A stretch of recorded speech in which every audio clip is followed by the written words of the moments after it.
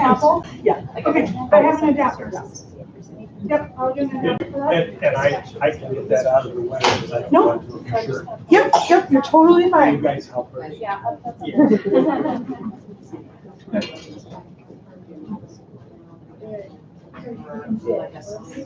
Like there.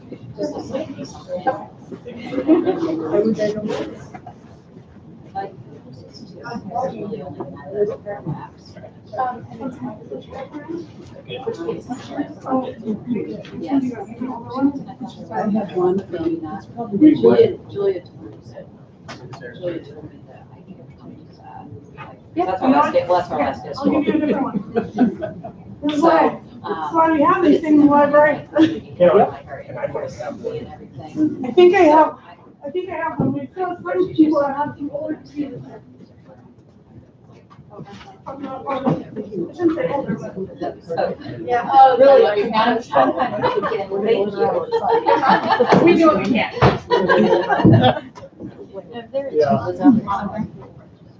Yeah, Kim, here's the agenda.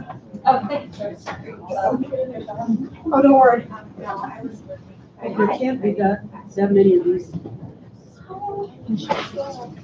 I wish I knew someone so I could give them a better one. I think Bill look into stuff. Okay, so now, okay, I gotta think about He's this. done, and I'll just. I gotta. Do you have an HDMI recorder? I don't know that.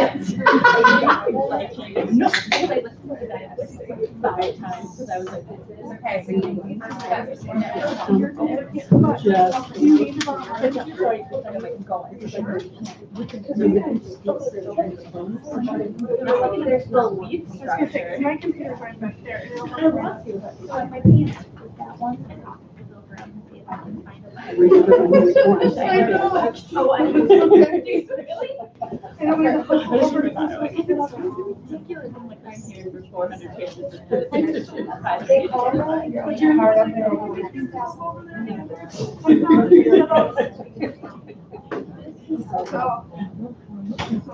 I'm sorry. I heard a little kiss you. No, he's pretty friendly. Pretty friendly. I made sure to, it's on my to-do list to Everything's good, though, Steve? look. Okay. I'll make sure to come back to you. Thank you. So no, I am deeply in love with, ability to sit through that, but not. I'm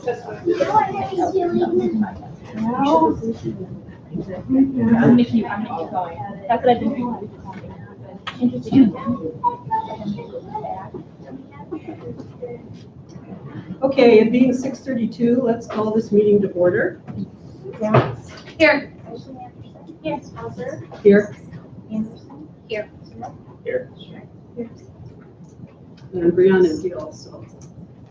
May I have a motion to approve the agenda? Second. All in favor? Aye. Opposed? Unanimous. Do we have anyone who would like to speak from the public today?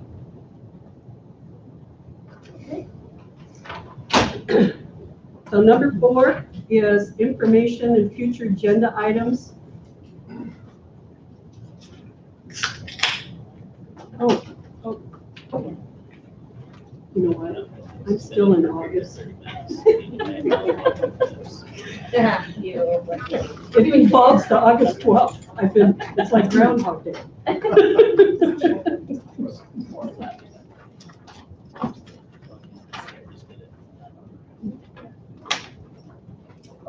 Come on, join me. Sorry. Okay, December 12th.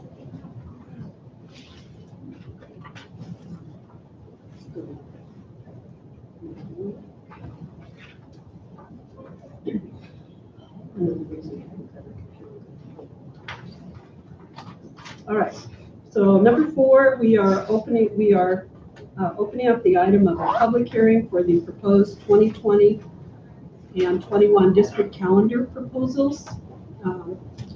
For any feedback, this will be an action item later. Questions from anyone? Okay. So we will approve those likely in a little bit. So the information only, there is the strategic plan updates, extensive information in there that I would invite all of us to look through, and the teacher absences and substitute data. Thank you to everybody who put that information together. So I would invite any of you who have questions on that data, once you get into it, to forward your questions to the appropriate person before the next board meeting. And 6, we have a facility update. So Bill Harder installed construction. So this would be Urbandale Elementary #1. So sandstone, the dirt work utility guy installed the sanitary sewer up New 72nd. Got it up the building. He's going to move on to storm sewer, kind of depending on the electricians this week, next week. Tech, the guy that did all the piers under the building, they were done on January 3rd. With all of his stuff happening, he's gone. Jensen Builders, the concrete contractor, will make his last pour in period A, period B, and Southwest Bank tomorrow, and then we'll move over to A. That's finished, correct? Forrest, who's a mason on the job, they start moving block in. They're going to start setting up their towers and build a scaffold this week. His intent is to start laying block on Monday. Again, those low temperature, but we'll work through that. The steel supplier, Cattleman Steel, we have delivery of Area D structural steel next week. And then construction will be there that loaded. Start erecting the following week, so 27th, we should start to see the progress. And then mainline electric, they'll be around there putting pipe boxes in those cement walls. Doing good. The weather's scary here for a little bit. Not so bad if it's staying in the 20s, but those negatives and below 10 gets a little harsh. Good, thank you for the update. Any questions? Vertical progress will be exciting. So, You have anything you want to add? I do not. There's been, I know the windows are supposed to go in this week. I did not drive by there today, but as of last Friday, there was still one opening for the training. I did notice too, while we were told they were to not start the safety doors at the high school and at Webster, I did know they did have the wall knocked out. They had a temporary block there, and they actually have the steps inside of the high school, so they did some work over there. Okay, thanks for the updates. And we'll move on then to the action items. So I have a motion to approve the district calendars for next year. So moved. Second. All in favor? Aye. Opposed? Okay, unanimous, we're in that.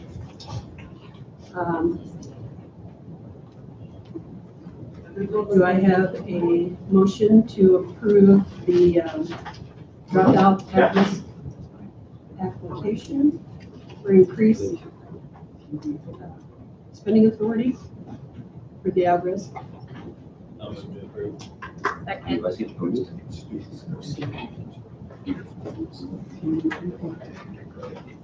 Second. All in favor? Aye. Opposed? Unanimous.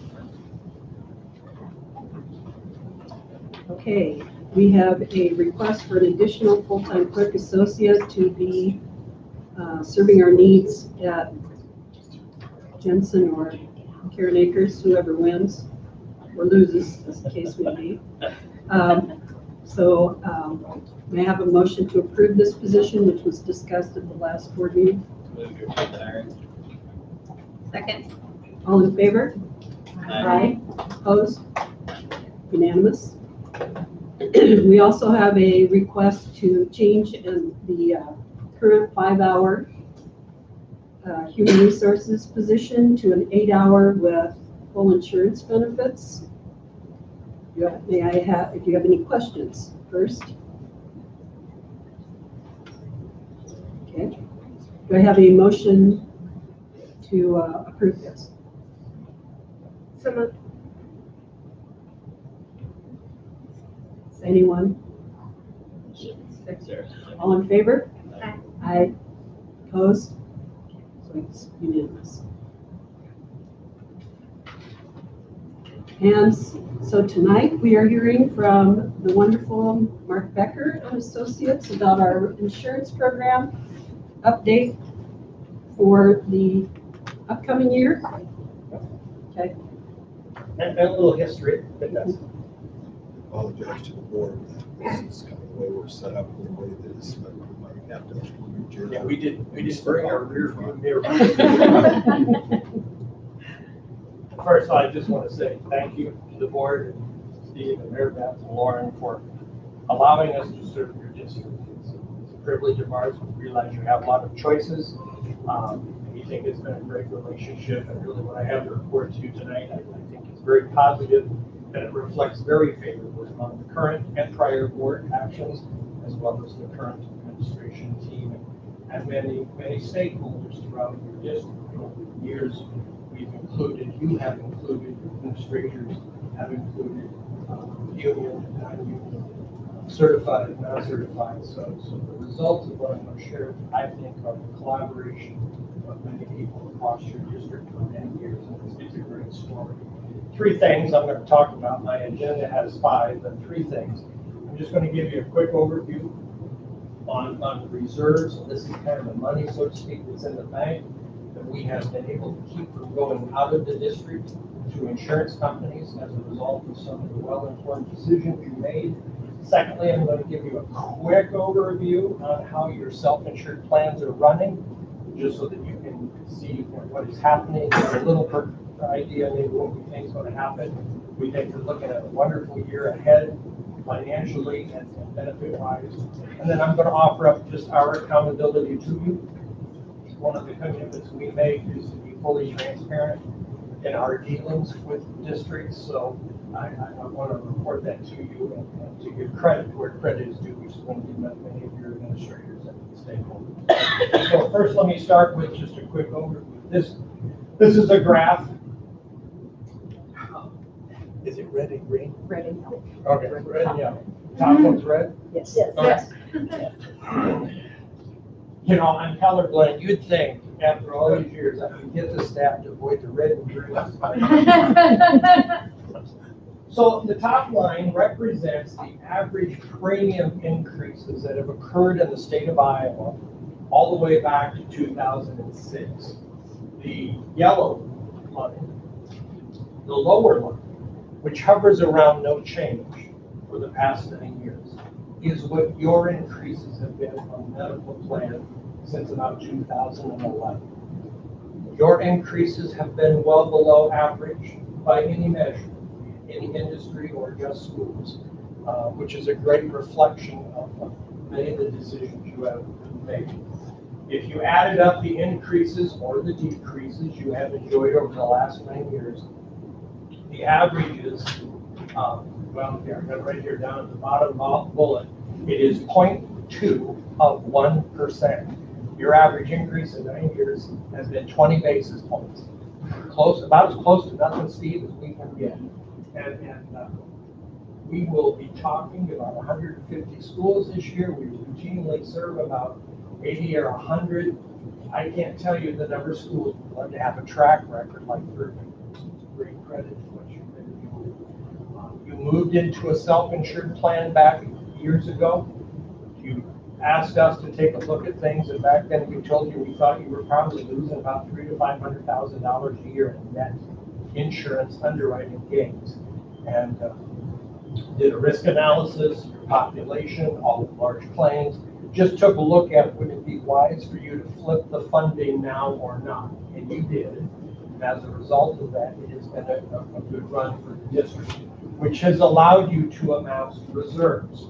So without changing your rates, and this is important, when you launched out on this effort medically and dental-wise, you didn't have to make hardly any adjustment in rates. What began happening, the money that you had already budgeted for, that would otherwise leave the district to go downtown, now stayed here for the sake of your employees and your staff.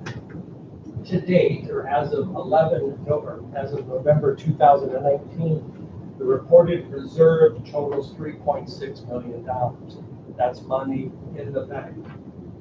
That is not sitting there needlessly. So in the past, I have given you a breakdown of what that encompasses, and I'd like to do that tonight. In the past, as we've had new board members come on and off the plan, there's always been a question like, why in God's green earth are we sitting on this money? Why don't we buy a playground? And that's your option. That's your option. But one of the things we've held out for you is that you are the insurance company. You buy some protection. Yes, I'll show you how that works. But you are self-insured. You are the insurance company. Insurance companies by law have to hold reserves. They have to hold a lot of reserves. So our argument to you 9 years ago was, you know, if you're sending $500 million a year you don't need, why don't you keep it? Manage it yourself, and you can go longer term at minimal adjustments, which you have done, and manage the cash internally and work with your stakeholders to make strategic benefit changes. Had I more time, I could show you how this has really helped your members in ways that you probably would know. Even though it's no longer a topic of bargaining, you would see how your members are better protected today than they were 9 years ago in many aspects. So that 3.6 million, and you know what, I got a pointer here. It disappears on the TV. You know, if I can't see the color, they just make it disappear. But one of the things we tell people is when you self-insure, the state of Iowa imposes on you by law the obligation to buy protection to protect the district, to protect the taxpayer. And so one of the contracts we encourage you to take out with your vendor was, what if you have a really bad year? I mean a disastrous year. What's the worst you would have to pay? And actually that is reflected on the road, about the third row down says medical aggregate corridor 125%. Whatever the insurance company guesses will happen, you're on the hook for 25% over that. And so right off the bat, that's about $700,000. If that happened, Mary Beth and Steve and Lauren might come knocking on my door and say, get us out of this now. And we said, no, here's another contract. You can buy a contract that will protect you and limit the school so you can exit this thing seamlessly, flawlessly, without any more financial burden. And that is what we call the terminal liability option. And that's about $800-some thousand too. So that money that's in the bank right there, about $1.6 million, is a fully funded arrangement for all of the legal and the financial responsibilities you have as a district. If you flip the switch tomorrow and said, we're done, get us out of this, you could do it without touching your general budget or dipping into any reserves anywhere else. That's the advantage of being an insurance company. You can keep that money here rather than send it elsewhere. Does that make sense? I guess I feel like I'm presenting to everybody, but I really here to address the board, so if I look the wrong way. The other part is we said, you know, your claims have gone up and down by 500, 600, 700,000. I mean, we've seen your plan vary by $750,000 or more in some years.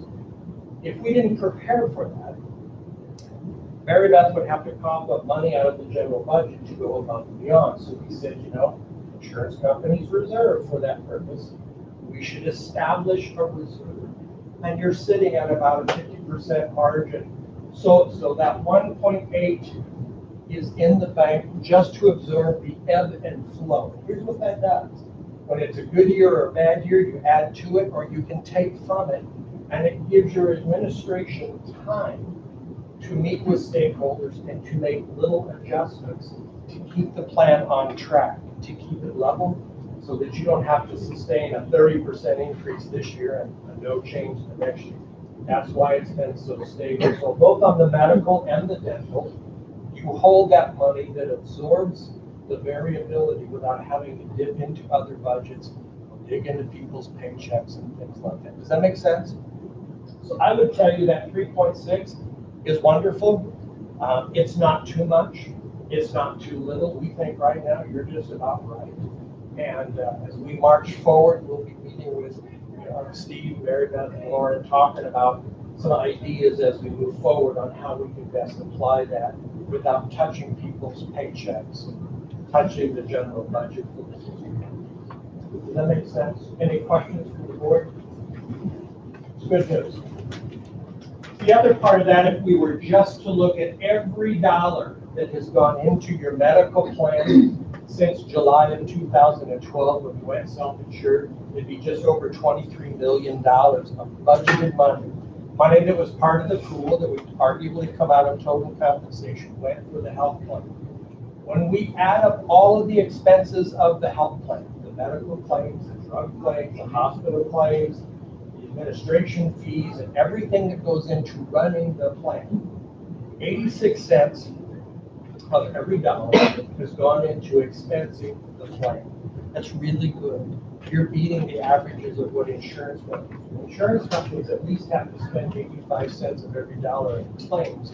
You've been able to run the entire plan at that level. That has afforded you the net gain that you have in the bank. That has allowed you not to increase the rates. That's allowed you not to take more money out of teachers' paychecks. So that is why we have budgeted and planned and run the plan the way we have. That's good news. Same thing on dental. By the way, before I go any further, we forgot to pass out the handout. Kathy Mays is with me tonight. Kathy taught me how to take care of school. So I have this in paper, so I'm going to give it to you now that we're halfway through it. But the next page on slide 9, if you want to catch up with me, is the dental. And it's the same story of every dollar that has been budgeted, set forth by the district. In this case, 82 cents of every dollar went to take care of your people and leaving you a net gain. Now, the beauty of that is, I believe we started out self-insured on the dental. I don't think you've ever given yourself a rate increase in the past 9 years, which tells you about how overpriced the plan was. So what your administration has done, and I give them a lot of credit here, instead of changing the rates or decreasing the margin or taking more money out of people's paychecks, there have been many times to keep that margin at a better level.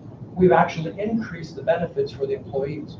Without having to get a rate increase, we just increase the maximum. We increase some coverage here and there. And so that's been one of the ways the district's been able to give back to teachers and staff, is as the plan runs well, we've been able to actually improve benefits in some cases. But that's been a good story. Slide 10, I'm going to start talking about the medical plan. This slide is very busy, and the reason is because you've been a very busy district over the past 9 years. And what we're showing you is the monthly variability of medical claims. We plot your claims, we track your claims every month. And over the past 9 years, we have looked at months that were really good and low, and there have been months that have really been bad and high. But over time, those data points, if we could plot a straight line through there, and I don't know who's here from the math department tonight, but we're talking linear equations, okay? If we plotted a straight linear equation through all those data points over the past 8 years and said, at what rate, since we've gone self-insured, is our cost per head, is our monthly spend per employee going up or down? And that slope is at 5.6%. 5.6%. The industry average in the past 7, 8, 9 years has always been 7, 8, 9, 10%. So you have almost beat trend by half. So we've been able to keep the district's plan affordable. Now here's the other thing.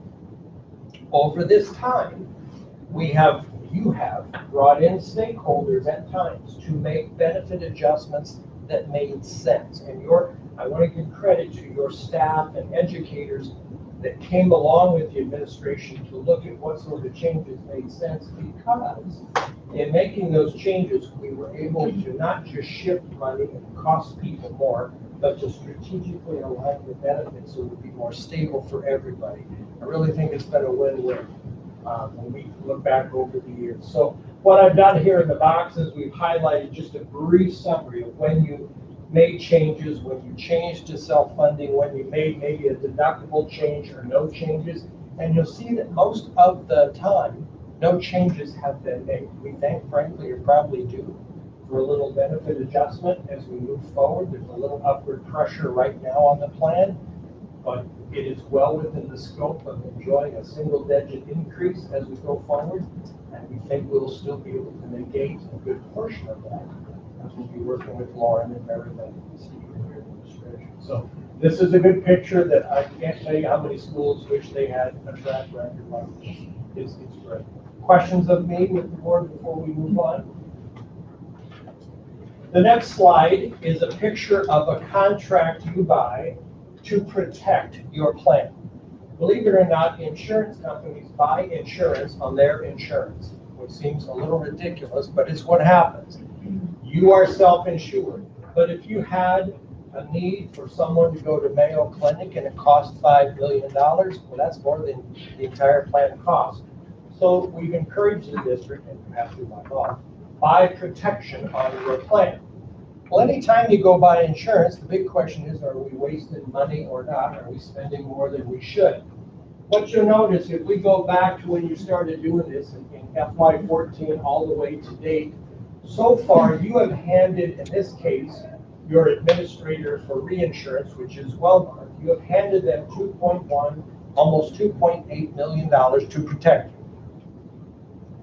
As you have had large claims, they have had to turn around and reimburse you. So they've handed you back almost 2.2 million is what you sent them, and they've almost handed you back $2.2 million. For every dollar you have given your reinsurance company, they have handed you back 99 cents. This will not continue, just so you know. Their target would be to maybe keep 75 cents or to keep 25 cents for themselves and use 75 cents to pay out. In your case, they're getting 1 penny on the dollar.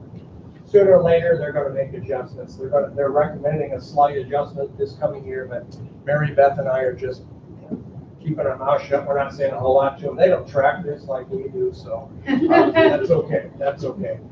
But here's what I would like to point out. This is not just the luck of the draw. If you'll notice in FY19, you had an inordinate amount of large claims. Sometimes people just get sick. Sometimes disease kicks in. But one of the things we've worked with your administration, they've done a great job of understanding, is you can buy too much insurance and you can buy too little insurance. If for every dollar you gave the insurance company, you get 99 cents back. I don't know how we improve on that. So we're going to stay the course on a few fronts, and we'll be talking through some of those terms with Lauren and Mary Beth and Steve as we go forward. This is a great picture, and I think it validates the decision your administration has made over the past years. It just about got everything back as we set out. Questions on that? The dental plan is so simple, runs so well, it's incredibly boring, and I'm not going to spend much time on it. Your people should be smiling. Your trend is less than about 0.5% by any measure we look at. It couldn't be any flatter. Your cost per head is very stable, it's very level. And the beauty of this is over the past years, we've actually been able to tweak and improve the benefit for your staff without increasing the rates or the cost to the district and without increasing what comes out of people's paychecks. We think you're looking at no change in rates going forward. That would be easy to prove at this point in time. Well, we're going to update this a little bit. We'll be circling back with your administration, but it looks good. Questions on that? The last thing I'd like to do is just be accountable to you. Our arrangement, when you hired us, we said we don't really care how you pay us as long as we can be transparent. We are contracted with your district. We don't represent the interests of the insurance company or the reinsurance company or administrator. we are legally bound by contract to represent the interest of the Urbandale School District. So we track everything we do. We write off some of what we do. You'll notice there is some non-billable time in our allocation of time. So just because Mary Beth calls us and asks us how the weather is over in Johnson, we don't bill you for that, just so you know. So we write off time when it's not appropriate, and because we want to serve you and we want you to call and use us. But over this engagement thus far, we put in just over 1,300 hours, and you have paid us a rate that we haven't changed. Well, I want to say since we started, I think we're still, today we're billing up probably about 15–20% more than we're charging Urbandale. One of the things, by letting us walk with you, it's allowed us to become more efficient on your account. So we don't feel the need to bill you at our normal billable rate. So what has happened as a result of that engagement, as we've been able to work with your administration and some of your stakeholders, is year after year, when we look for ways to save money and we find it, we track it. We keep track of it. One of the commitments we made is we'll not only tell you what we do and what you pay us to do, but we'll tell you if it's been worth it or not. So over the years, we track all of the decision points that are possible, and not all of them are things that your district wants to go with, and that's okay. But if you look at the bottom, so far to date, I would say that in our joint partnership, and I would love to take credit for this myself, but can't. I got to give credit to your administrators, your stakeholders in the district.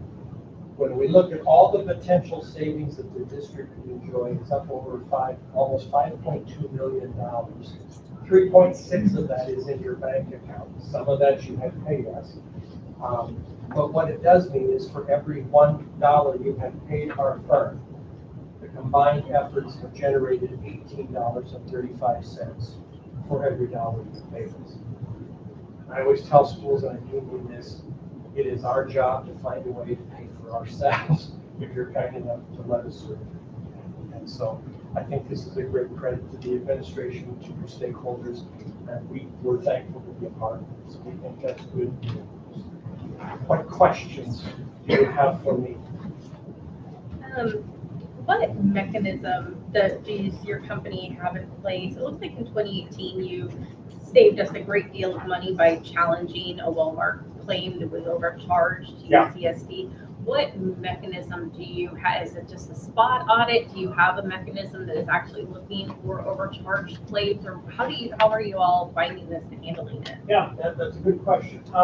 There are several things one can do. What we find is most helpful and usually generates the most catches is just the monthly reviewing of claims. Every month, we import all of your claims from the carrier. We look at incurred paid dates. We map that out. And what happened is when we were working with your folks to flip the reinsurance contract, we caught a claim that they posted wrong. I think it was about $90,000. And that is absolutely would have gone under the radar if it hadn't got flushed out. So we think the monthly tracking of claims data, reviewing large claimants, reviewing what we call incurred versus paid dates, and tracking that is kind of a grassroots tool. There are other things we can talk to the district and your administration about. We noodle this around. You can hire outside auditing firms to go in and do a full-fledged audit mapping. But honestly, the carrier you're with does a pretty good job of self-auditing, but they're not perfect. Okay, nobody is.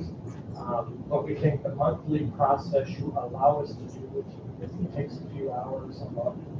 Helps us catch That sounds like a great procedure. I'm glad to Yeah. hear you're doing that. Yeah, we do that on all of our projects. And what's nice about that is we don't have to meet just this time of year. Mary Beth and Lauren can call us up anytime and say, if we had a renewal right now, what would it cost us? And we've got the data, and this is how it's running. So we're looking at renewal all year round.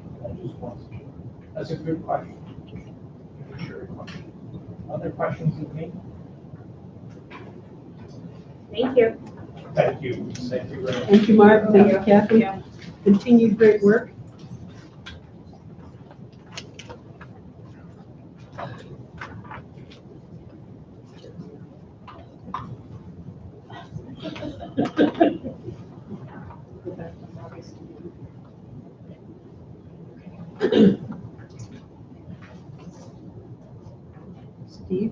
news for us.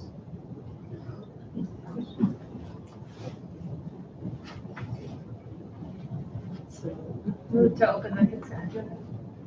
thank you. Okay, we have a number of items through H. Anyone have clarifications, questions on any of the issues?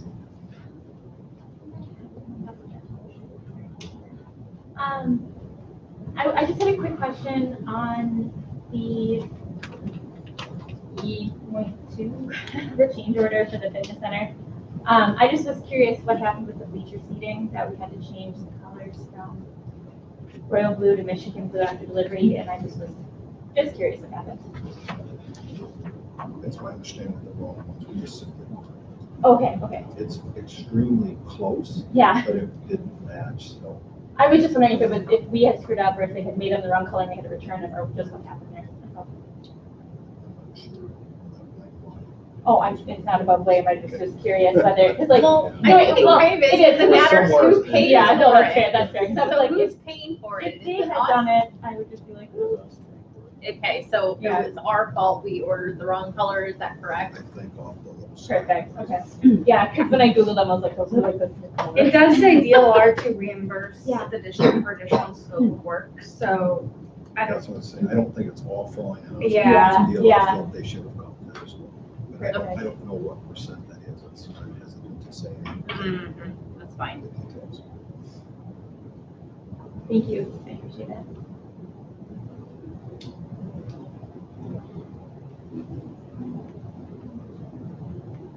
I don't know whether we can answer this, but I did notice, I wasn't very skilled at this, but I did a bill review this week.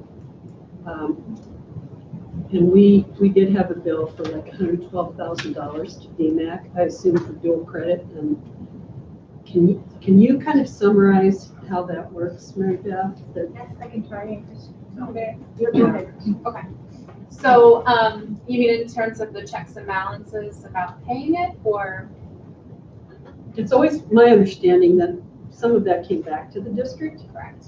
So we have a DMAC, like the net difference between what we pay DMAC and the money we get from the state for having supplemental weighting.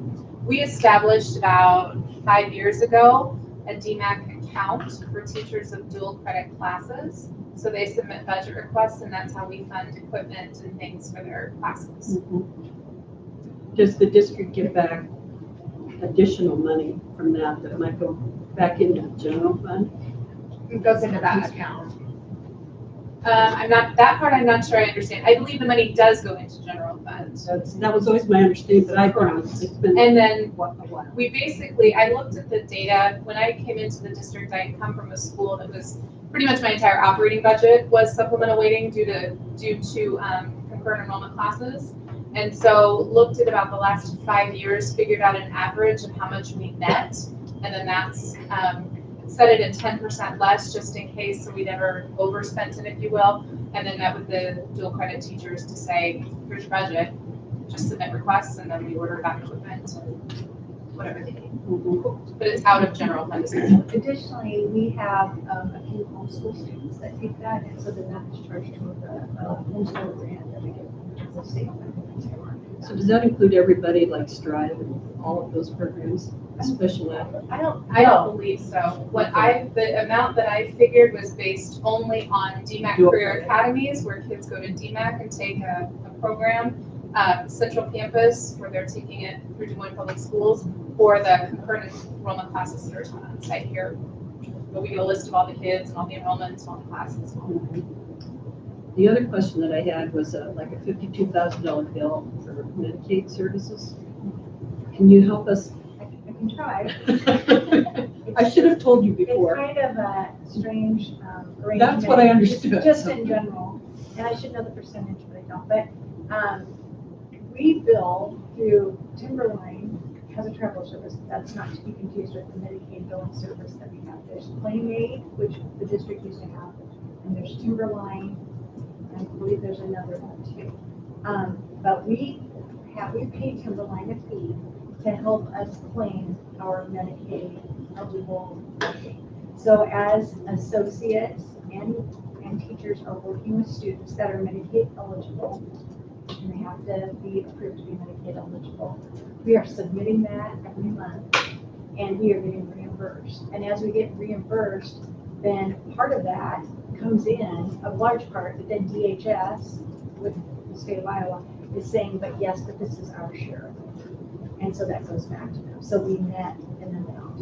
And I will say that Shauna Ushelman said she has been here, has really stepped that up, and then did a lot of training with our folks. And as we brought on this new vendor, and we've already seen significant increases in the amount that we're claiming. I feel like we probably had things that were eligible, but we just, for whatever reason, we're getting those claimed. And so that's been a positive.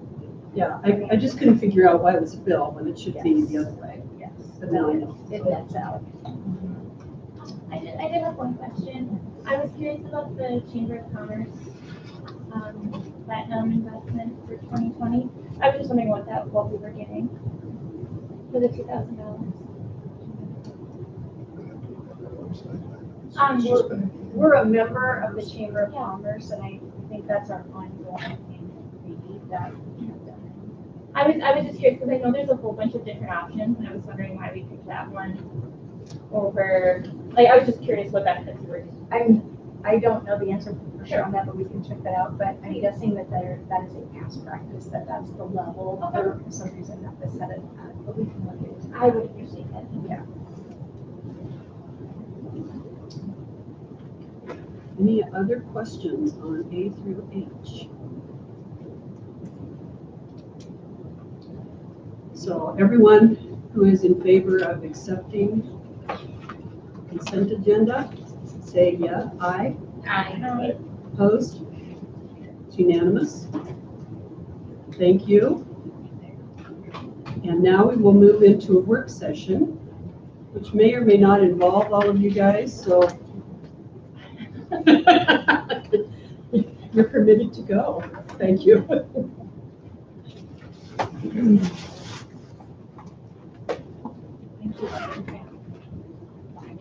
Except, of course, for you, Dr. Street.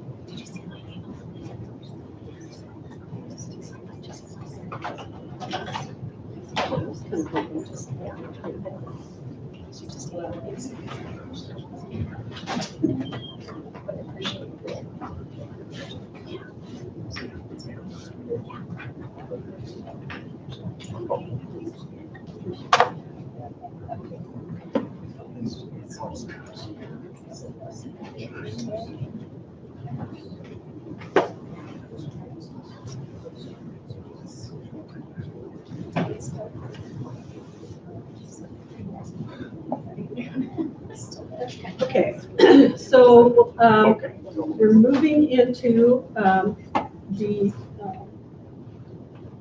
basically an information session on inclusion and equity, including gender equity.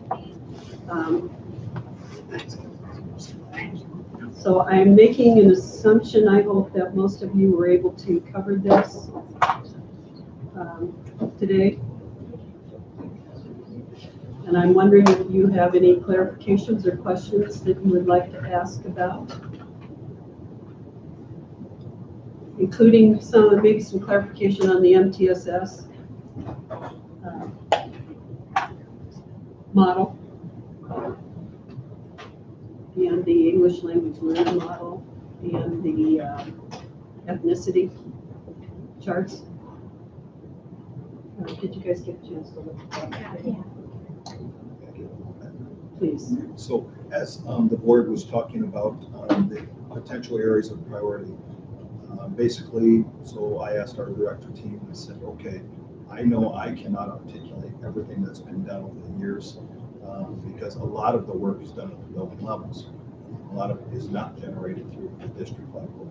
It's done at the building level through apartments, things. So our team basically, we asked our administrators, say, okay, can you give us a history? Which was a challenge for some of our new people because, again, they hadn't been in the district, yet their leadership teams had. So that's why I thought it was really valid and important for the board to say, hey, there is a lot of work in the past. And again, just because I couldn't articulate it doesn't mean that there wasn't work that was done. You can see with the multi-tiered system of supports, that's been going on, I think, since 2015-16 at a minimum. So there's lots and lots of information there that was shared from our district leaders, building leaders, and then the work that's, again, not quite as, we don't have the history with the social emotional learning, but we basically tried to inform the board before, naturally, as I said at the retreat, before we move forward, it'd be nice if the board had some idea where we've been. So that's kind of where we end up there. And I know at the retreat, it was asked to look at the race, ethnicity, and Forecast 5 has that information for us. They do not have it for other positions other than just students and teachers.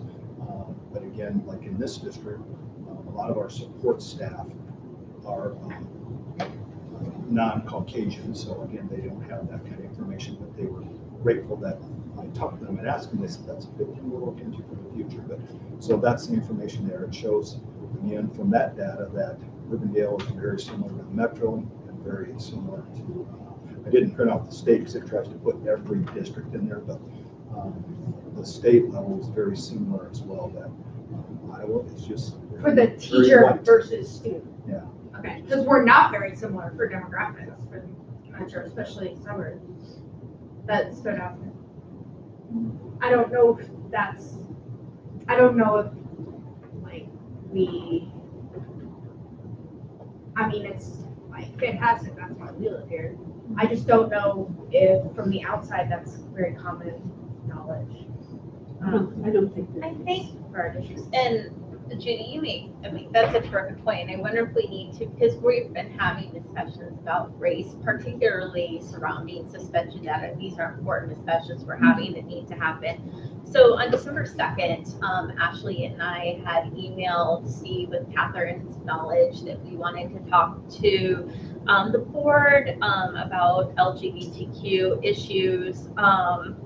And so I'm a little concerned that these got lumped together with a few other issues. I'm almost rather have things delineated, because I think when we sent the email about the LGBTQ issues, it was just LGBTQ issues, and other things, it sort of feels like they're being tacked on to this and that. And I really came in with, I mean, the email sent was a very narrow focus. And you said at that time, you responded back and 45 minutes later and said it would be a very large undertaking, what we're asking. Is that correct?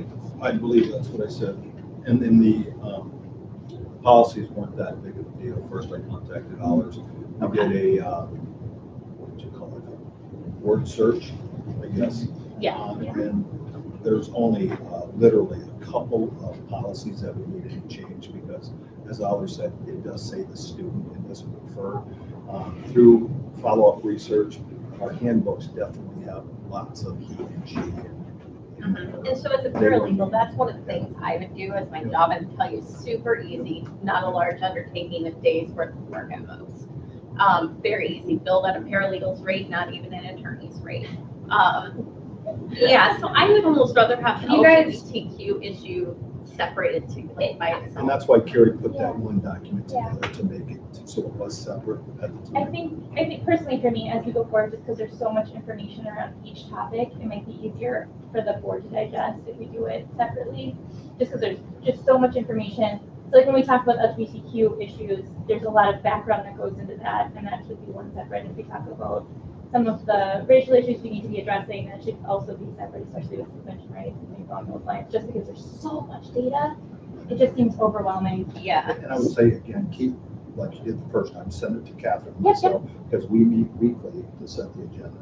So we're Well, I just think trying to what would be provide really information. cool would be to have an action item to make these gender neutral. So say things like students. And I know Christy Latta mentioned, oh, there's not a third word she's aware of for a third gender, but I think it's gender fluid or non-conforming is a good term. So it's unfortunate our attorney didn't know that term, but that's the And I proper think term. another quick solution can just change he or she, it says So they or them. they or them. We've done it in a number of our policies anyway, it would just keep us, what's the word I want? Consistent. Thank you. And I think the intent of this item was to give a little more background than what we probably already have as far as district Oh, yeah, practice yeah. and what we've done. This And is by no means the end. And I think really the point, Appreciate it. and I don't want to speak for Ashley, but where we're coming from is when you have a marginalized community, you, even though we say we want to be open to all, and it is open to all, you have to go above and beyond to make open and affirming statements, letting them know that you are welcome here, you are wanted here, not just, this space is open for everybody. It requires a statement of inclusivity and something propelling that forward, I think, for that theme of mental and emotional well-being that we were really all passionate about in our work session. I would concur. Yeah, we concur. Okay. Any other comments, reactions? Well, I kind of was like, I think Judy, she was maybe talking a little bit about, what did you say, Judy? Today, Okay. tonight, Yeah. oh, I was saying that, like, our demographics are so different from the other suburb schools, and like, seeing that data was very helpful to me. What do you, What What? struck you? yeah. Oh, shit. I was looking at the wrong one. This is like. I'm sorry, guys, I shouldn't have cussed, that's inappropriate. I'm sorry, these are the things, I'm sorry. Can we cut Just edit that part out, it's fine. You know how like that first slide is, Yeah. I'm sorry, my kid's not sleeping. You know how that first slide is Urbandale, and then it's Des Moines, and then it's the Western schools? Yeah. I thought, I was scrolling too fast, It's I'm okay. sorry. that? No, we're just as white as they are. I was looking at the wrong. I would say we match Johnston, but Sorry. we're slightly more diverse than Ankeny or Southeast Oh, Colgate, that's- et cetera. So it's I just was scrolling too fast. That's what, ignore everything. That's it. No, I still think I thought you were right, and I was, Yeah. but, so. Well, I do think it's interesting when you compare some of the other suburbs that you might have thought were, I mean, like West Des Moines, I mean, we're Yeah. at about, what, 70, 80%? Yeah, so White. not hard. They're like 2/3. Yeah. I don't think people would have realized that. Yeah, I would say that one. And I think the implication when I'm looking at the trends is that the Diversity is growing. it is growing For and will sure. continue It to is. grow. And I think continuing to talk about that, I mean, I was happy to see the data I at this was point. also, and I guess my hope following this is that we start talking about our response to how we are going to meet the needs of our, growing numbers, and how we are going to be prepared and make sure that all of our students feel welcome and heard, and that they feel like they can learn in this environment. I don't want us to overlook it. I feel like last year when we had the conversation that maybe my takeaway was that maybe we were setting ourselves up to fall a bit behind. And I don't want that to happen. Our students deserve us to be, responsive, yeah. And it has to happen sooner than later, or now, or yesterday, I guess, from my perspective. So, So I think building an awareness that there's strong support here for anything that moves in that direction, and maybe helping us to understand what is going on in an ongoing fashion. And reaching out to our students, one of the things that I spoke to one of the administrators at the high school recently, and we were just talking a little bit about how to build like maybe student support for that, or reaching out to our minority students and saying, what do you need? How do you not feel heard? Or what responsiveness do you want? What response do you want from us as a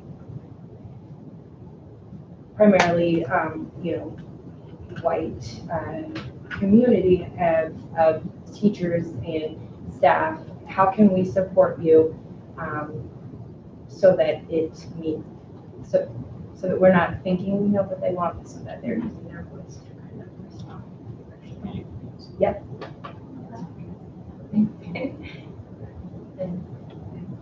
Excited to see what we're gonna do, but I think that we have work to do.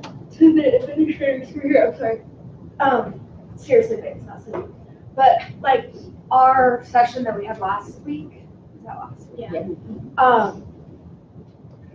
We kind of framed this like visioning as a board for saying if there are things, I'm sure Steve shared this, but I just want to clarify that it's like repeat that education on all the different aspects that we're working on these issues and like combining them together. Because as a board throughout the year, we can get something here and something this month and that month, and it's hard to see like a holistic view of it. I think is very beneficial. But then on top of that, saying like, what if you had a blank check is the wrong word, because I don't mean just money, but like permission, time, whatever, to address an issue, like what would the solution be? Just in general, and like what kind of issues would we prioritize to open that space for? And this came up, so I think we were kind of left excited. So I hope that feeling is shared, and it's not a punitive sense. You know what I mean? Like it was kind of exciting, where we like had a lot of agreement on the board. Our conversation was kind of like, what can we do to, Facilitate. Yeah, Help. We're there. We want to be trendsetters. We want people to say, look at what Urbandale is doing. They have 100% support here, and like no idea should be lost in the process of making sure every student in this district feels supported. And I will say, I think that's what we're looking for, is a little more guidance on what areas are you looking for. And then I think, to me, that was part of the work the board was kind of starting with prioritizing. And that's we're all And I for think that. it'll take us a little bit of time just to get there. Because this is new with new members, and I think it's a new approach that we're taking to get it right. In the past, we've said, though we're passionate about this, this is an idea that we feel strongly about, but we haven't, I don't know if we felt like we had the ability to really say, this is the direction we want you to take it, and we don't want you to stop until you get it right. And it, like, to me, we had this big facilities problem. It was so, like, easy to define what the problem was, and like there was a mechanism to figure out the solution. Now we've got that and it's rolling. This is a lot different of a problem.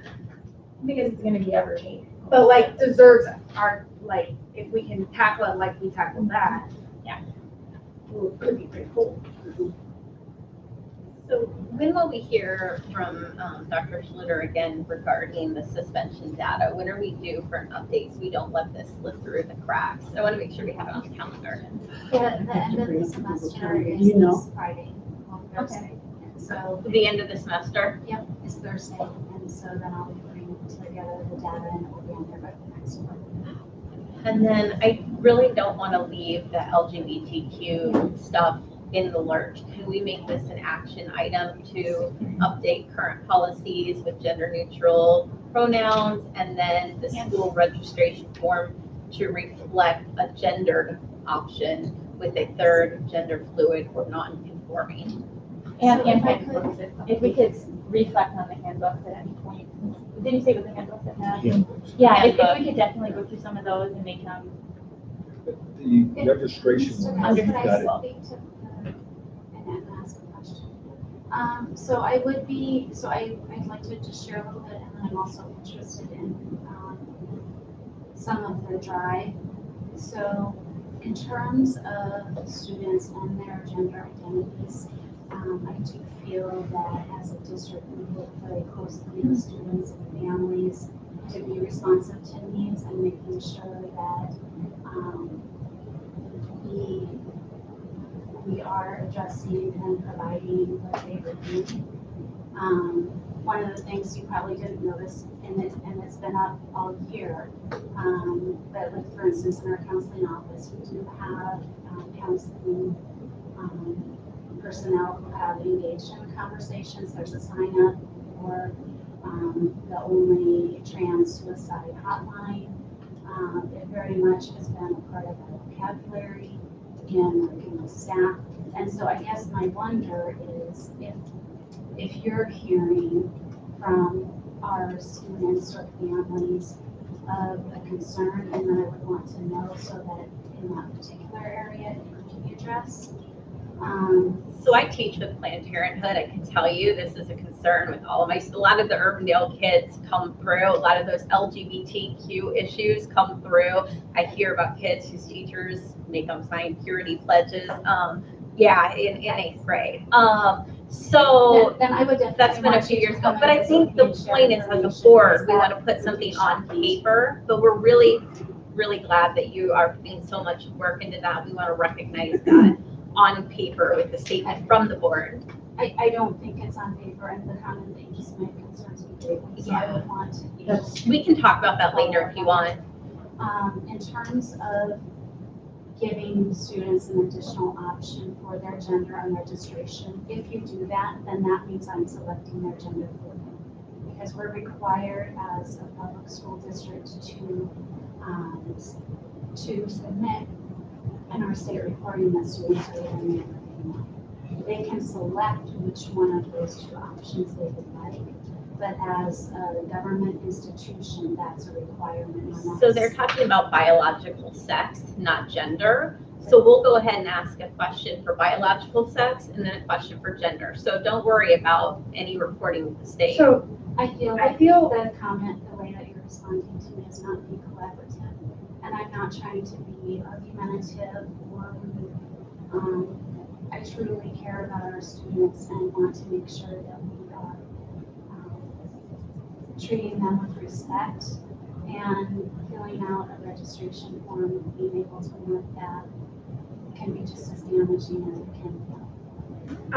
Catherine, so you talked in this process about bringing in some experts, and what I would wonder, we're not experts on this issue, and we don't know what that form looks like and what your reporting is. Could we? I know Iowa State schools have guidelines for this.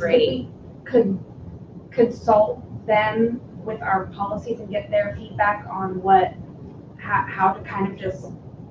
Well, and I do think we have to be very careful. I mean, I know from talking to Steve privately about what some of the decisions have been in working with different families in ways that work for them. Isn't something that we can talk about an awful lot. So I think in practice, the institution has been doing the right thing. I think probably what these guys are talking about is semantics, is language. And so that would be where I would probably be coming from too. But I do think maybe a discussion internally about what that might mean for you guys. And maybe just,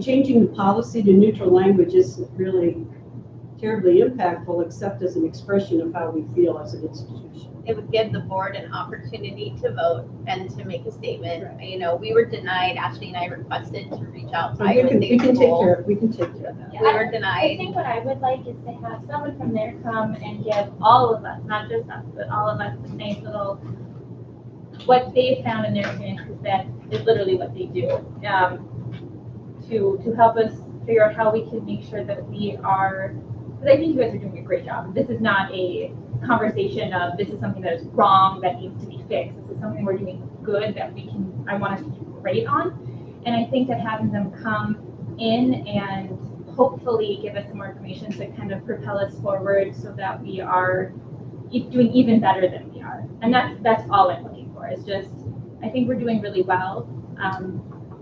Genuinely, like looking over our policies, looking over all the stuff we have, it is great. This is not, it's genuinely great. I just want us to see if there's anything else we can be including to make sure that we're not saying, okay, we're doing great, let's just move on from this. And I want us to look and say, we're doing great, but here's one thing we can do even better. And here's maybe like, you know, something way over here that if we just do this one other thing, it could really just excel us to the next level. I think you guys are honestly looking over the policies that were put in with this. It was so good to see just how open and affirming it all is, and I want us to continue on that path. So Dr. Schluter, if we kept the female to male like sex option, would that fulfill your requirements for the government? The biological, or does the government want to know the gender identification, or would that fulfill your requirement? The Reporting data. line item in the data dictionary asks for gender, and the two choices are there. Okay, but they're interpreting biological sex, does that be correct? No, because students are able to select, well, the parents are able The to. parents. So if a student's birth certificate says that they are male or female, but the family chooses to pick something. So I think it's a bit legislatures' verbiage has not caught up with society's verbiage, so they are in fact asking for biological sex, not gender. But you're real, but you have the option to select. Yeah. That makes sense. However they're interpreting. Is there, for my information from what we end up having to report, is there, so gender, they can pick whichever is accessible. Do we have, what is our policies for our students who may not be in a situation where their parents know necessarily? How are we working with those students in generals or not? We can talk about it later. This is just something I've been thinking of. Like, are we working to make sure that we're as open and welcoming so that they have a safe place to be themselves? And so, for instance, there would be, we've had situations where students and parents disagree on the names and pronouns that they would like to be used. So when we were speaking to the student, we used what the student preferred. When we were speaking to the parent, we used what the parent preferred. And we hoped that we never had to have them in the same location at the same time. And if we did, then we tried not to use names or Perfect. No, see, and this is the stuff I'm really happy we're doing.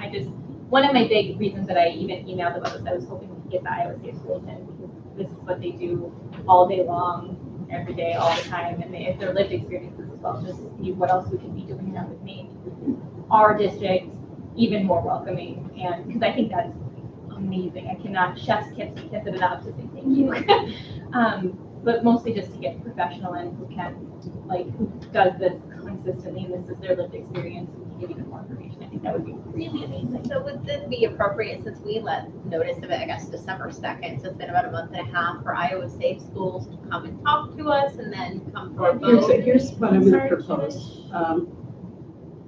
That school personnel, whomever, talk to Iowa State schools.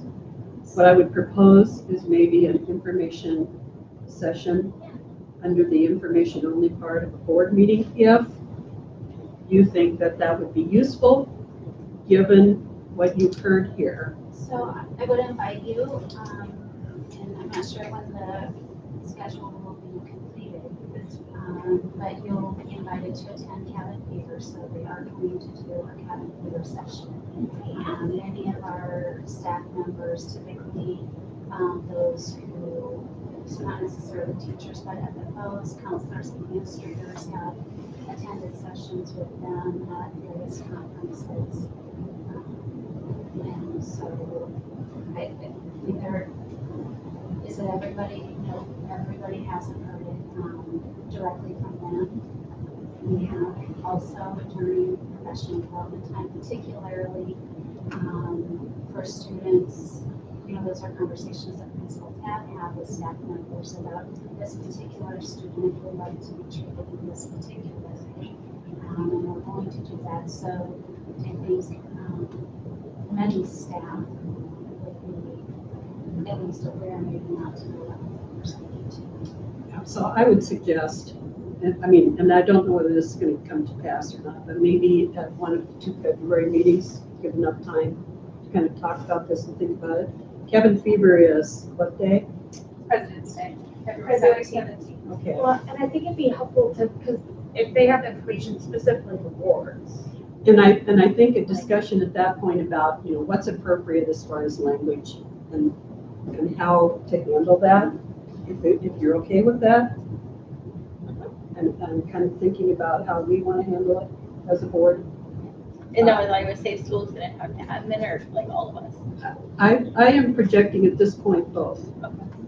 Well, I think there's like, specifically me as a board member, I mean, I'm interested in us getting expert advice on how boards Right, that's my point. can manage policy with this issue because. Right. Yeah. Having, we're going to be talking about the board calendar. Can I just clarify something? You said February, one of the meetings, but then previously you had said information only. So would we be inviting them in to do a presentation, or are you thinking? Well, I'm using that loosely to infer that it is not an action item. Okay.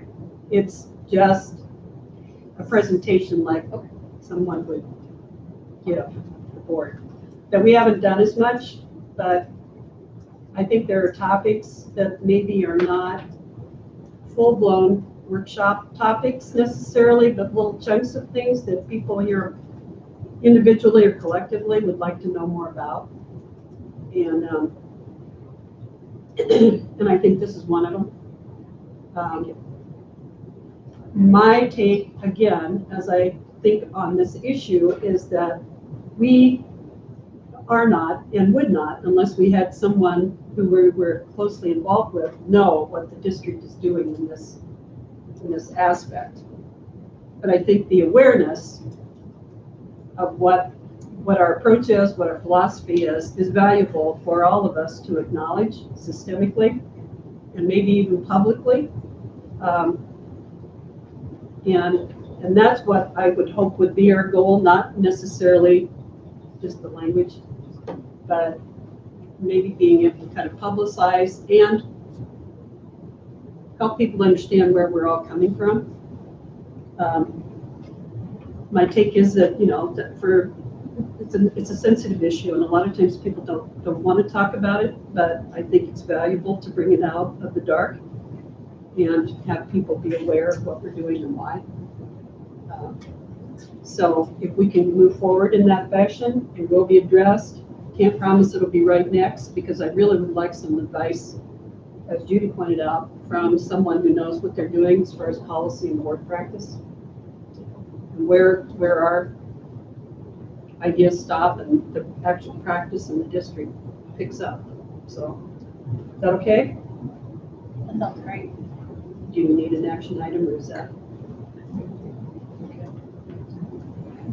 Okay, awesome. Can we move to a little bit of time, not very much? Quick view? Yeah.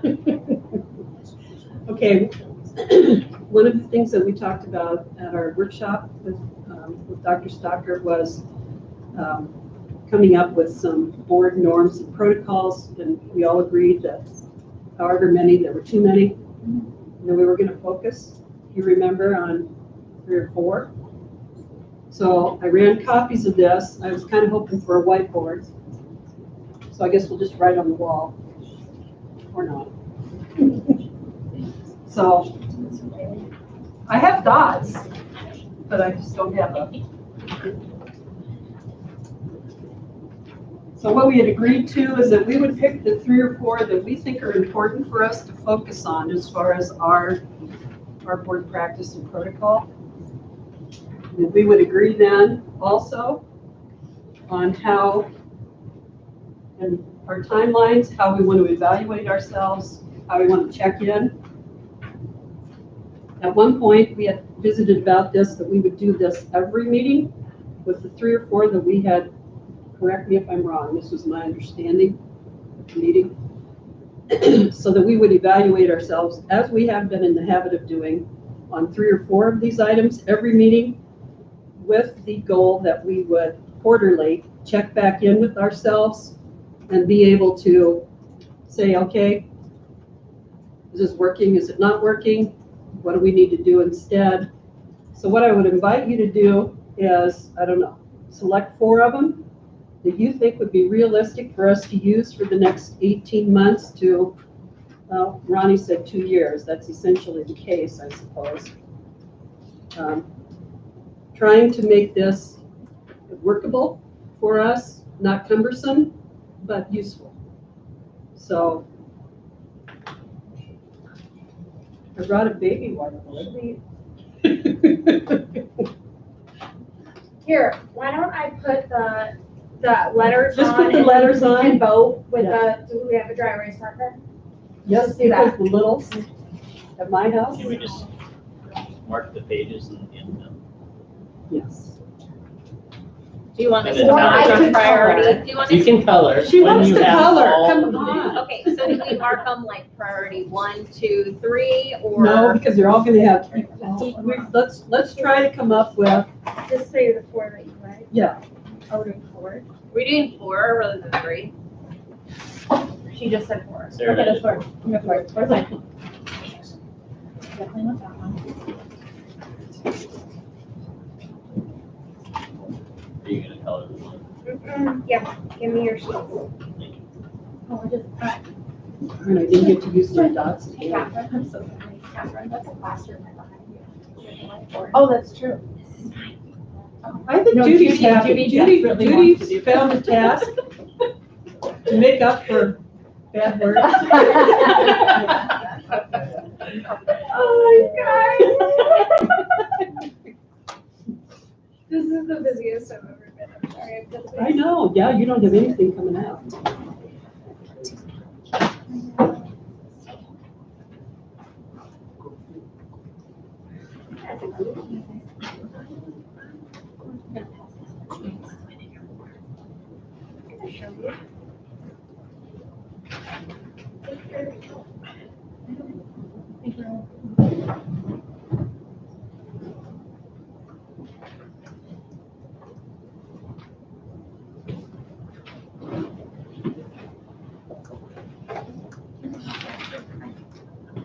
Is this the last one?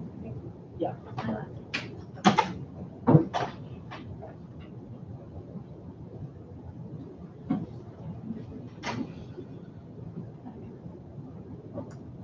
Okay, we have a, I feel like I'm doing caucus.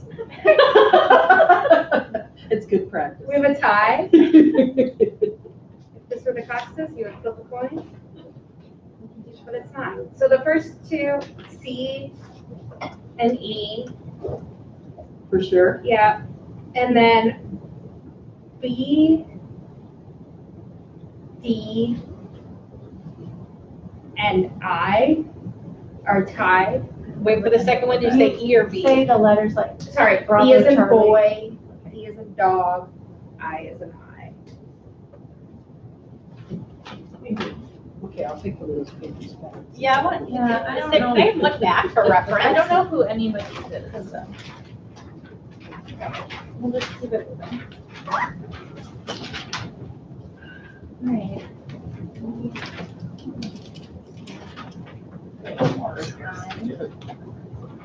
Alright, so is this where we do our second caucus round and we only get to pick the paper? Because B and E are locked in, Mhm, we have to decide between the non-viable and the viable. mhm. That's good practice. So now Okay, we're gonna put B in that B, so in between B, D, and I, pick 2. Sarah? C and D were the only ones that really Wait, in between what was locked in on, so any of the Boy, others- dog, or I? Pick two. Boy, dog, You- Yep. Sarah, do you like D? Okay. D. Well, either You B pick or two. D if that one loses. I like B or D. D. so I think B, well, then it's B, C, D, E. Those are our four. Okay. I thought, So B, C, D, E. Yeah. Okay. Each get $1. Okay, so before the next time, I will try to put this together on a more brief form. Is it acceptable if one person tabulates these by the numbers and emails them out to you as a collective? Is that okay after every meeting?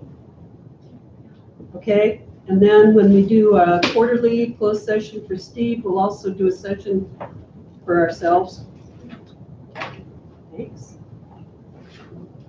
Suppose I better write that down.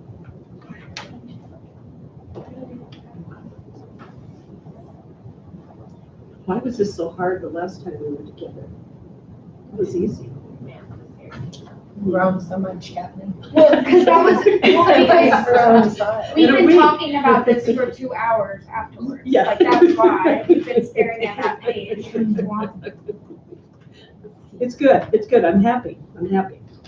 Okay, now in addition to that, we were working on, or hoped to develop, based on my notes, kind of an overarching, big picture goal. Some of the things that came up were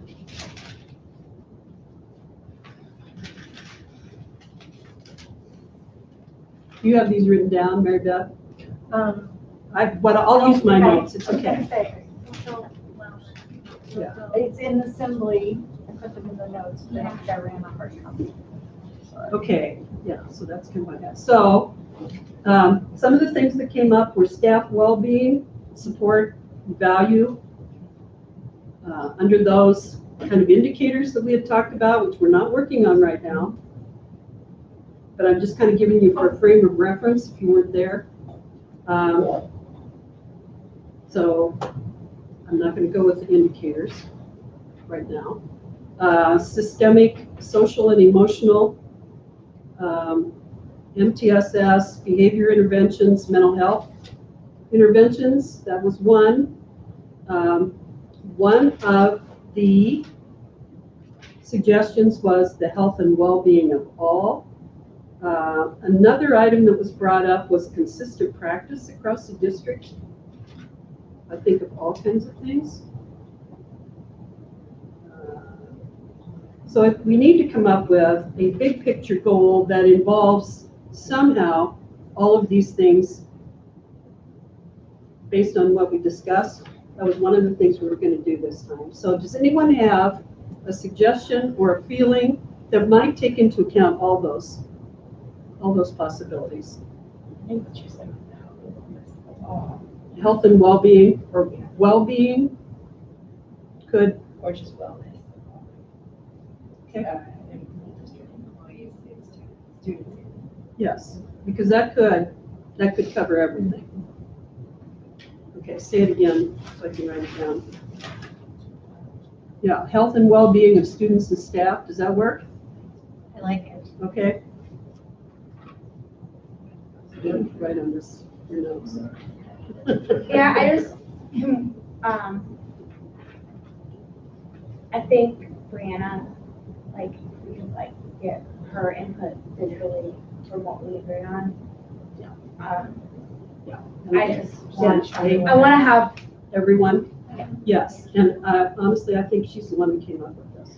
I think she did too, I just, double check. Yeah. yeah, Yes, I'd like her input. and I will take care of that. I'll take notes and then see if she wants to touch base. I'll call or whatever. And so what Steve took for notes, or did this come out of? Okay. So self-care, social emotional skills, mental health, use of the comprehensive MTSS model, increased employee and student engagement, recognition and value, ensuring fair wages for all. And then the second item was equity, diversity, and inclusion, which kind of goes along with what we were talking about and also incorporates LGBTQ plus human rights, cultural awareness, and proficiency. We did talk about that also quite extensively. Discipline referrals and behavior management, and recruiting and hiring minorities. Did you have a chance to reach out to the attorneys? That question. Remember Judy suggested you reach out to the attorneys who said about the people of color.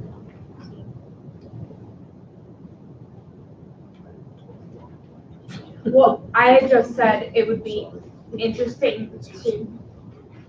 Go ahead. I just said it would be interesting to like pursue or see if there's a way for a district to prioritize hiring teachers that represent, Like people like, of reflect color the will come to student apply. body. And you said, no, I don't think we can do that. Judy said, would it be cool for the attorneys? So I was just interested if there are programs like that. I Well, think, I mean, we have affirmative action already in place without us. I understand that. So I guess I need more clarity at this. Like literally saying, can we target certain minorities is what you're asking? I'm saying, what as a district can we do to align those two graphs that we saw today about our population and the If it's more representative. teachers that are teaching? And like, what, if And again, can we target that? Is really what you're asking. I'm just interested if there are initiatives outside of I think this district that do that. help to look for people who are already Oh, you had- certified. There are you had to know. programs that exist that the district could choose to implement that would help do like a grow your own Yeah. type of opportunity, so that if we had people already working as associates or an emphasis for students at the high school level to get them involved, there are those types of programs that would be available that the district could invest in. Are we looking, have we done any of those in the past? Have we? Not to my knowledge. But I do think, was it maybe in December that you all approved the new DMAT courses for the high school, for that, I think there's 2 education DMAT classes that we're able to offer now, which to me would be a great mechanism for the start of a grow your own. It would be, what could we do post high school, but that would be like there is a possibility there, and we have actually had that discussion at the director table. How, as we get that program going, how do we start to target some of our own minority students already to say, hey.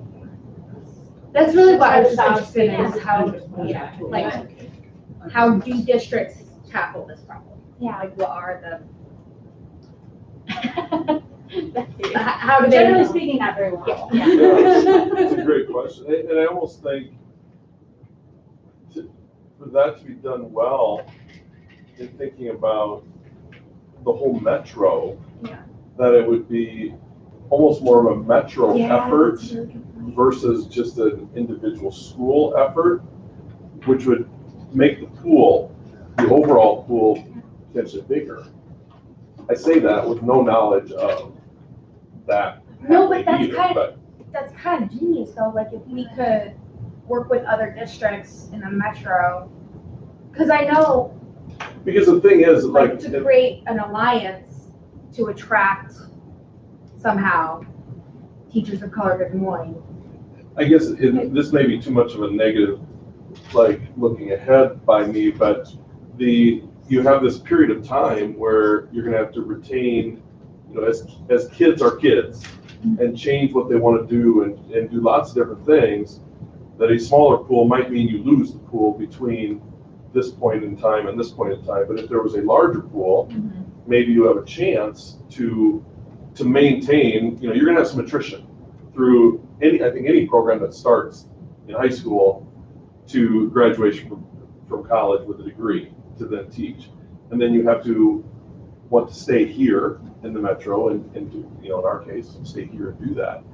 Possible, but I think a bigger pool is much better than a smaller pool. Which brings me back to 3 big areas, because this is awesome. This kind of discussion is awesome, but our task tonight is to come up with 3 big areas that we really want to focus on. And So we said health and wellness. Is that what we said? the first item that actually came up in the discussion was particularly staff support, valuing, money, retention. And then the second area was a systemic emphasis on social emotional skills, MTSS. Which, do we even have to make that a focus, because that's a, Well, I'm kind of hearing that we're all working on that. because it's a statewide initiative, right? So do we have to? Or should we maybe still show that? Well, I was a little bit bigger encompassing than that, of mental health Yeah. needs, behavior interventions that all are tied into the MTSS. So if I'm understanding correctly, because I think I was gone during this part of Yeah. so when we're selecting, we're bringing everything, all this stuff.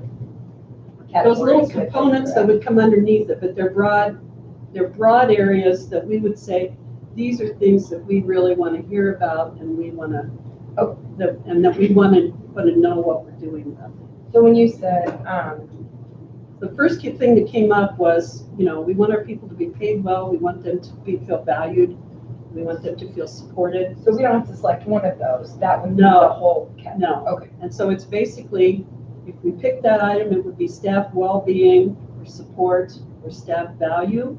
Yes, I think that's.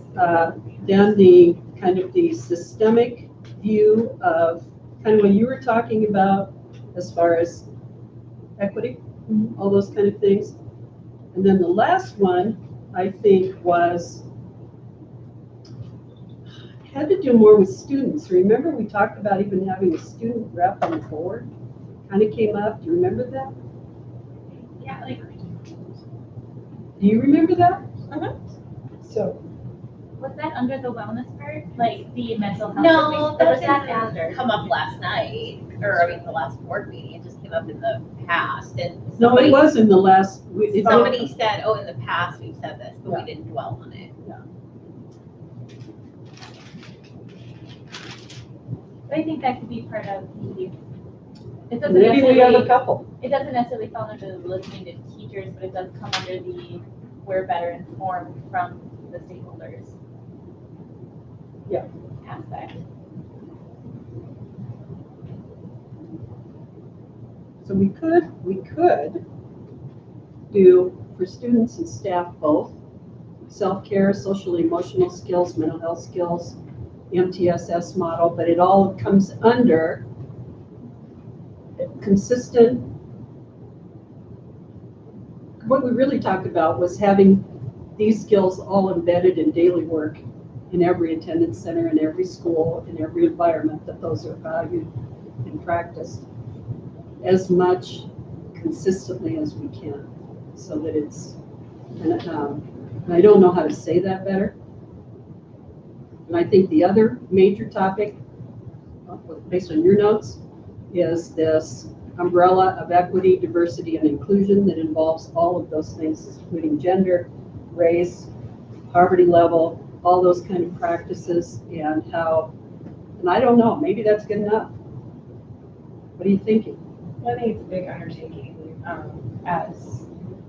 This is more than 2 years. Yeah, I would say, I think like, we could focus it. yeah, And they're not really but do ours we want to get any more necessarily. broad than that, right, right there, is that not enough? Because if this is our focus and this is what we're going to be pushing, it's already a lot, because you're talking about kind of, we're affecting every level, because in order to improve teacher health and wellness, it's going to start at the administrative level, then it's going to impact them, and then it's going to impact our students. So we're talking about change across the board, and that already is probably a lot. And I think if we come at them with more than that, we might, because sometimes if you can't do anything, Good. you'll do nothing. Might We be do everything. everything. Yeah, right. Which So is kind do of what we want- came to the conclusion. I can't remember when you had to leave, but we kind of talked about having too many. Too many? I don't know where we were then. And I was just grateful you came. But having, 15 or 20 goals, we won't get any of them done. Right.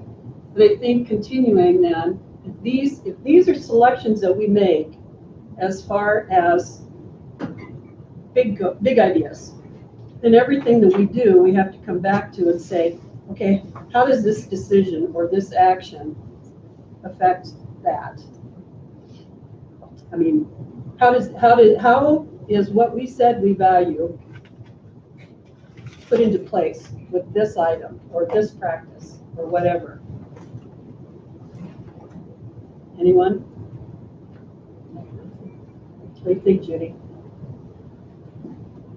I think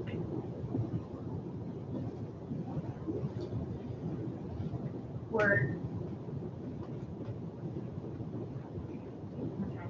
I think we're trying to articulate like a board mission when we already have one, and so like we're kind of creating a board strategic plan in a way without fully, I think, agreeing on or understanding what it means in terms of like implementation.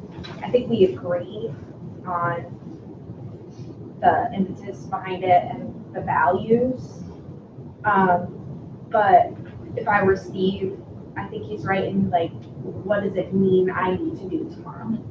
And I think like, because we want it to be effective, we might have to keep this conversation going a little bit and have these as like a draft. And now we start saying, okay, like once we have this as a draft, what do we expect that means happens tomorrow? Yeah, and I'm glad that you said that because I'm hearing us talk and it's still like, I'm afraid we are going to cross back into, we have these ideas, but we don't get any results. So maybe. So what if I suggest, because Dr. Stocker made a commitment to come back on the 10th of February, and I fully did not expect, I'm just happy we came up with 3 or 4 things to focus on. I didn't expect to get this far, so what if, I'll put together, I'll rewrite, I'll put these, I won't rewrite them, I'll probably just cut and paste them if I have. And put down what we are kind of thinking about, and then when I'm back and Dr. Stocker is back, then we'll talk a little bit, try to focus a little bit more in that work session, which will be an hour to an hour and a half after the February board meeting, if we can do this efficiently. I mean, I think you're right, at this point, we're kind of vague and not focused. And like she was talking about observables, so like maybe we could take and so our things and spend some time like components. Yeah, what are the observables of this mission? What would we see? Resources would we need to provide? Yeah, sometimes I feel like when we have suggestions, the administration lets us know obstacles, which is very fair, but then we can say, all right, what do you need to remove these obstacles? Is that? Yeah, and like education on our end about what, because like many times, like in this case, there's, just because we see something not happening doesn't mean it's not happening. And so like, and like creating a timeline of, okay, for 3 months, we're going to be educated on what's happening in all these issues. And then if there are holes in resources and there's a gap there, then we work on filling it, if that makes sense. That sounds amazing, because the best. I don't want to pass pass the go a back and buck, forth right here. but also I our feel like time that sometimes in education, like things are happening that never get to the next level. So also, though, if we're doing things in line with our goals that really aren't creating any results, let's move on. Let us stop whatever conversations or whatever work we're doing, if it's not reaching our students, if it's not reaching our staff, let's get there, let's start seeing, or let's let them start feeling results and figure out how to create measurable goals. Because I do think we hear that a lot of work is occurring at the administrative level, but I don't always feel that it's felt district-wide. And I think that's where we get differing feedback. So although work is happening, it's not hitting the people that are feeling the heaviest load maybe right now, or are on the front line, I guess I would say, and our students are receiving direct Benefit. yeah, from them. So anyway, that's just like, somehow it has to be, we have to find a way to, as we, I think, failed a year maybe or two ago, I can't remember, in creating measurable goals for ourselves even. I think maybe we need to be, if we're gonna ask work to be done, we have to find a way to have it find results. Okay, are we okay with picking this up again in 4 weeks? Okay. Do I have a motion to adjourn?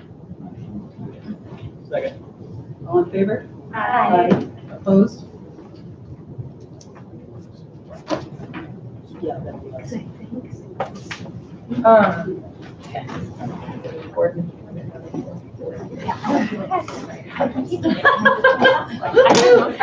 Sarah. I have an evil plan now. What evil plan? I didn't check it. And have sort of like forgiveness. Yeah. Yeah, I should have. Possibly, yeah. I think even more important is focusing enough to be attractive. Kevin, you won't be here the next meeting, right? In other words. Right, so.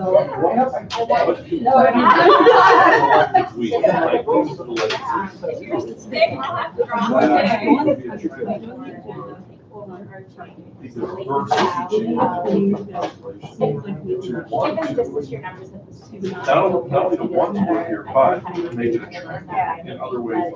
Just to be clear, Sarah's like in news. Yeah, I think that you would have to. Yeah. Where somebody.